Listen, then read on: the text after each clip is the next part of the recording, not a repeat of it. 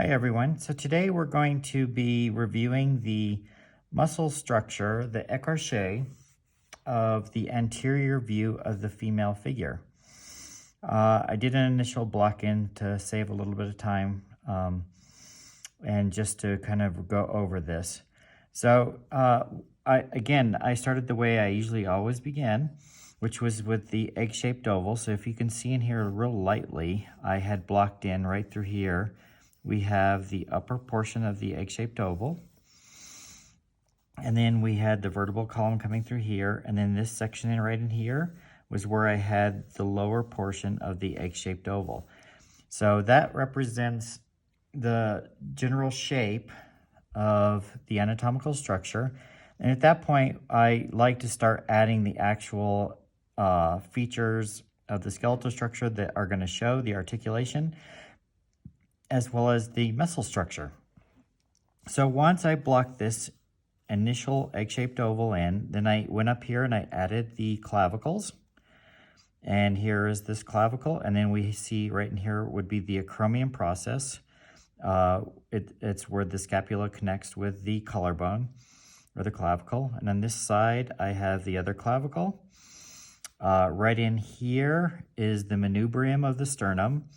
This section running through here is the gladiolus, right through that area. And it comes down here to where we would have the xiphoid process at the tip of our sternum. Then I added the pectoral muscles. So as you can see, one thing that's interesting is it doesn't matter whether it's male or female. The underlying structure of the osteology, the skeletal form, is basically the same for both male and female. There is some variation as females grow older. Once they hit puberty, the shape of the pelvis might vary a little bit, but in general, the same anatomical structure and the same articulated points would be the same for both. Therefore, the muscle structure is also the same. So we have here, this is our pectoralis major, and then this portion here is the clavicular portion. So I've already blocked that in, and you can see here it connects from the clavicle, wraps around, and it would. This is the origin up here. All muscles have an origin and then an insertion, and then depending on what the function is, it has an action. So it's good to always know the action, the origin, and insertion of all muscles. If you learn that, you can essentially draw the human figure from just about any position if you have a basic understanding of foreshortening and various other things. So here is the clavicular portion attaching to the inside of the humerus. Then this is a sternal portion, and there's 4 parts to this. So we got 1, 2, 3, and then the 4th. And then we have these lower sections that come right in here of the pectoralis major, and they connect to the ribs. Then right here, remember we talked about in the male figure, we have right on the edge of the rib cage here, there's 9 serratus anterior muscles, and I'm going to show 3 on the female. And when you're shading this in the end result, these are probably, unless it's somebody that's really active, works out a good deal, possibly a dancer, an athlete, the serratus anterior muscles are really kind of small, but they definitely are there. They serve a purpose. And so that's these little ribbon-like muscles that come through here, and we'll show 3. And then coming out of those is the external oblique. And the external oblique runs all the way down right through here and right through here. Most people are aware, again, of the external oblique because of the section that meets between the rib cage and the pelvis. Depending on body types, this can come out more.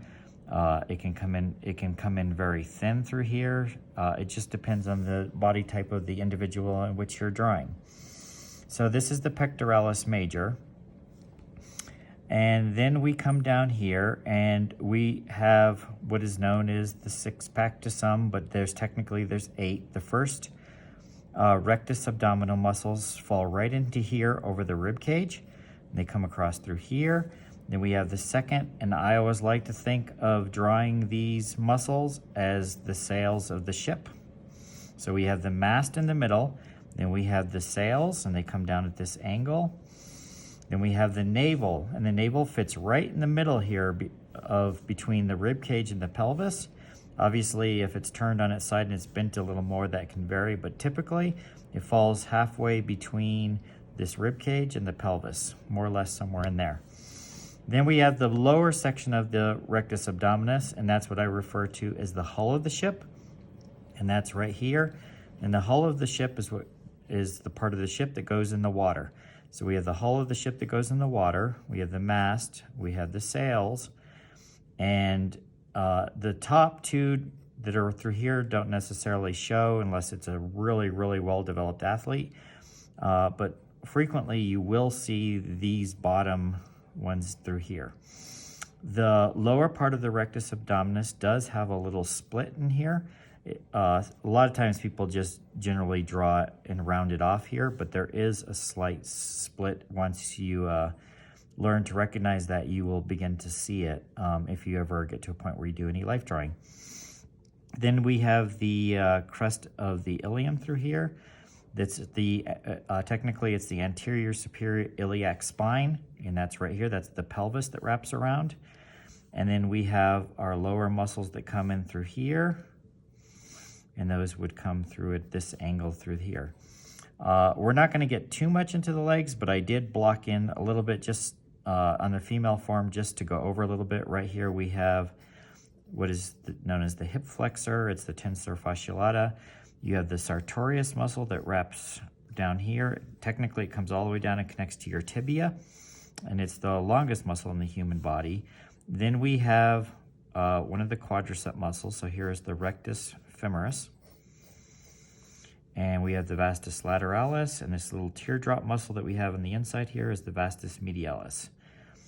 And then we have the adductor muscle. So I'm not going to go over all of those today because we'll be doing that in another session. So here is, again, is the tensor fasciolata. The rectus femoris would come through here. The hip flexor, tensor fasciolata. Vastus lateralis is in here, and then the vastus medialis is in here. And those, the vastus medialis, the rectus femoris, and the vastus lateralis make up the core of the quadricep muscles. Right underneath the rectus femoris is the vastus intermedius, which you cannot see.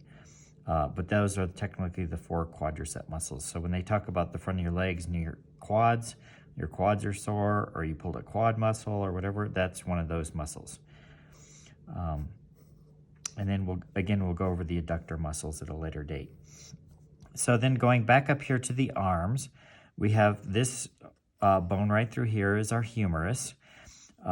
It comes right up here is the head of the humerus. And it comes down here, and then our muscles insert here. The pectoral muscles insert on the inside of this humerus, on the medial portion of it. The deltoid, when we get to the arms, we'll go over the deltoid that comes on the outside, and the brachialis and such. And then it comes down here. This is the medial epicondyle, and that comes just above the inside of our pelvis in terms of proportion. So then we have the lateral epicondyle, then we have the radius, and this is the ulna.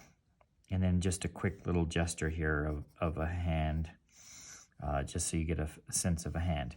Then again, on the other side, we have the head of the humerus, we have the shaft of the humerus, then the medial epicondyle, then we have the lateral epicondyle, we have the radius through here, and then the ulna. And then again, on this side, we have a gesture of a hand.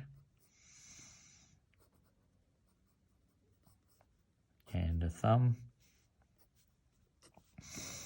And so that is, let's just get this a little neater through here. Remember, the shaft is thinner, it gets thicker as it goes toward the joints.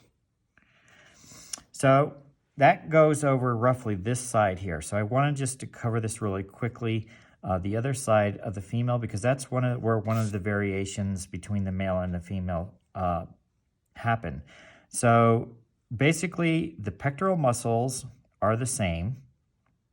The rib cage and the number of ribs and so forth are all identical between the male and the female. Even the erectus abdominis muscles are the same. But when you get to the chest muscles and the female, in the case of the female, the breast, once females reach a certain age, they both male and female have mammary glands. But in male, they never fully evolve and they remain small, whereas in the female, the mammary glands over time will get larger, and that's to help enhance. So when you reach a certain age, should you have children, you have the capacity to develop milk to feed your children. So that's where the breast comes into play with females. And so you get a slightly, there's the fatty muscles and the mammary glands that form the shape of the chest, and that's the variation between the male and the female. And then we have the papilla, which is the nipple, and then the area around it is the areola. And after a female has their first pregnancy, these actually, during the pregnancy, the areola can become, it usually darkens and will remain that way for the rest of a female's life. So it's fascinating to me, the difference and the similarities. So many people don't realize how similar or basically identical the anatomical structure is with the male and the female in many aspects.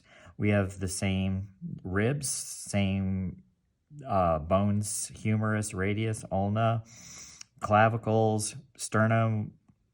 Both male and female have the manubrium, the gladiolus, the xiphoid process.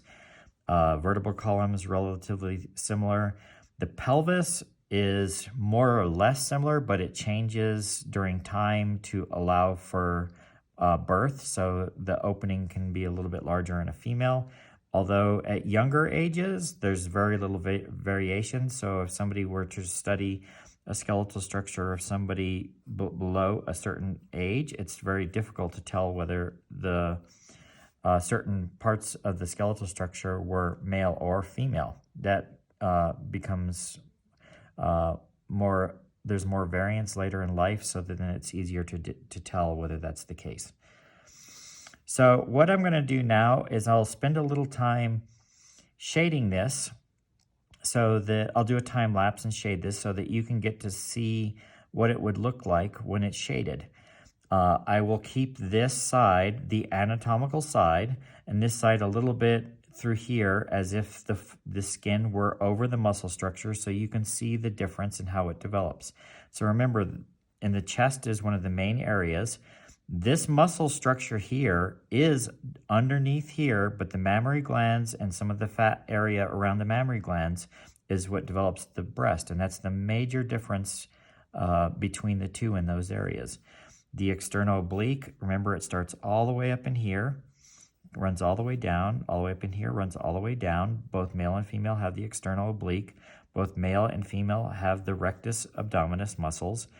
They both male and female would have all 8 variations, and the little section in between, remember, are the transverse tendinous bands. Then we have the navel that fits in the halfway point between the rib cage and the pelvis, and that's true of male and female. We have the hull of the ship, which is the lower portion of the rectus abdominis muscles. We'll get into the legs later, but basically the muscles in the legs are basically the same. The hips can have some variation between the male and the female, but basically they have the same muscle structure. So that kind of sums up the, and here we see a little bit of the trapezius. I forgot to include that in there. And that is technically one of the back muscles, but you see some of it in the front, and you see a little bit of the latissimus dorsi right behind here that is also a back muscle, but you see a tiny bit from the front. So that is the basic anatomical structure of the female form. If you learn all the thoracic cage, if you have a great understanding of the osteology of the human trunk and the muscle structure of the human trunk, you should be able to draw equally as well both the male and female torso. And now I will put together and complete this with a time lapse, and I hope you find this information to be useful.